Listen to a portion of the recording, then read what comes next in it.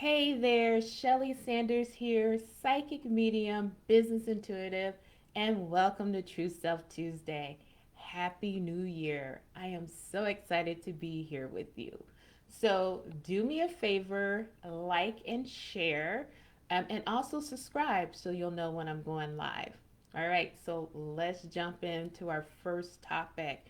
Since this is the new year, January 2021, it's all about setting goals, it's all about manifestations, getting that jump start, doing things new. Maybe there were some things that you wanted to achieve in 2020 and you just didn't quite get to it. So now here's your opportunity for 2021. So, our topic today is who do you need to be to achieve your goals? So, a lot of times with our goals, we really focus on the doing. But what I really want to focus on today is the being. Who do you need to be in order to achieve these goals? So, the reason why it's so important is whenever we're establishing a new routine, it's really important that we have to match who we are in order to achieve that new routine or to achieve the new goal. Because if you get caught up in doing, at one point you're going to get tired. You're not going to be motivated anymore and you're going to want to stop. So it's really important to bring in that second element, and that's the being. It's like, who do you need to be as the person in order to complete your goal? So the first thing that I want to talk about is consistent. It's really important to be consistent whenever you are going after a new goal. Because here's the thing. So in the beginning, it's really exciting. It's like, oh my gosh, new year, new goal, new me. You're so excited. And so with this excitement, eventually you'll get to the place where life will start to get in the way. Things will come up at work, things will happen at home, and then you'll kind of lose that luster. So it's really important to be consistent. So here's what I mean. So in 2019, I was doing a lot of training and a lot of studying when it came to psychic and mediumship. And so in the beginning, when I would take classes and workshops, I was super excited. But as time went on, as I made commitments in order to go to a workshop, so sometimes they were on the weekend. So it was like all day Saturday, Saturday evening, Sunday. Sometimes on the weekend, I was on the tired side and I didn't necessarily wanted to drive to LA.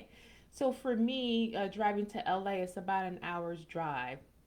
And whenever I would get in my car and say, like, it was a Saturday morning and it was time for me to go to LA so I could take the training, the workshop, I would look at my neighbors and I think, wow, you guys are so lucky. You're out here, you got your coffee, you're walking your dog, you have your weekend, you don't have any responsibility.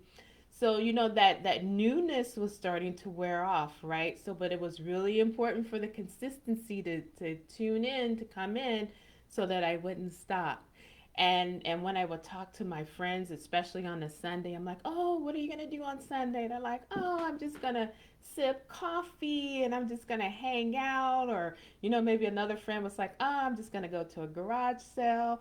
And so you start thinking like, "Oh, I would love my freedom," but then again, that consistency, right? So you got to be consistent.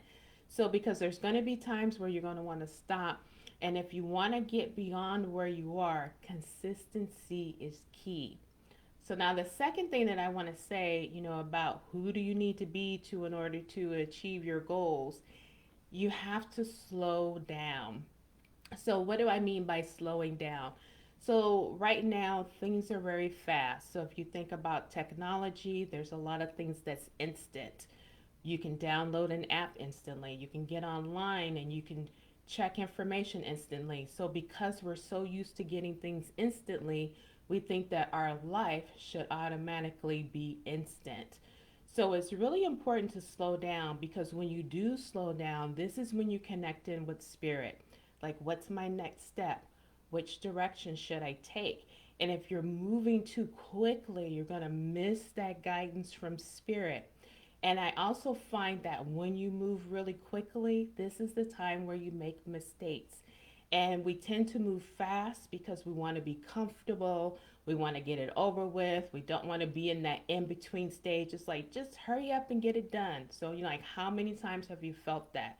Like, maybe if you're on a job and you've gotten promoted and it's a new position, and you just can't wait to hurry up and learn all of the steps in order so that you can feel comfortable so that it's very natural.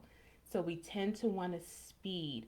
So it's really important during this time as you're setting these new goals to slow down, see where you're guided, see where spirit is directing you to, so that you don't skip or you don't make any mistakes and that you don't miss any opportunities. Now, the third thing that I want to say about this is be gentle. Be gentle with yourself. You cannot expect to have it all done perfectly the first time. Forming a new habit, it takes a little bit of time. Sometimes it's so easy for us to slip back into old habits, right? So you need to take your time. You need to be gentle, and most importantly, you do not want to compare yourself to others, especially if you're looking towards someone who is doing what you want to do and they've been doing it for a while. So it may look very easy, like, well, gosh, why is it that they can do it and it's so easy for them and it's so tough for me? You got to remember that we all start off in the same place. We all start off with the newness. They just could be a little bit further down the road than you are. So it's great to look at others, to admire what they're doing, to achieve, to get similar goals, but you don't want to do a direct comparison, because if you do, it's going to make you discouraged and you're going to want to stop, okay? And then I want to talk about trust. It is so important that you trust the process, that you trust the guidance that you receive. Sometimes in life, doors will close because we've gotten onto a wrong path, and then new doors will open. So it's very important that you trust and that you're not trying to force anything for yourself. So you definitely want to trust your spirit team because they're going to guide you in the right direction. But if you're trying to jump in there and you're trying to do their work that they're doing behind the scenes and you're trying to do your work also, what you're going to get is anxiety.